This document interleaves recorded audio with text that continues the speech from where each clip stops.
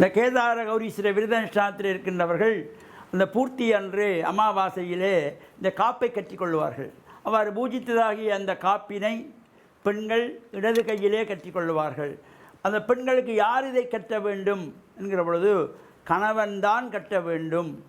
ஒரு சுமங்கலி பெண்ணுக்கு தாலி எவ்வாறு முக்கியமோ அதுபோல் தான் இந்த கேதார கௌரீஸ்வரர் விரத காப்பும் கணவன்தான் அதனை கட்டிக்கொள்ள வேண்டும்.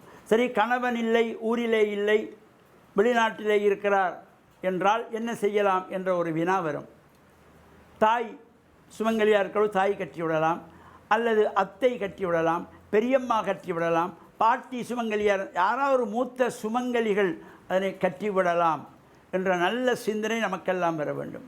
அதே போல் சரி, இவ்வாறு கணவன்தான் கட்ட வேண்டும் என்று சொல்லப்படுகின்ற பொழுது கன்னிப் பெண்கள், திருமணமாகாத பிள்ளைகள் இந்த விரதம் இருந்தால் அவர்கள் என்ன செய்வது?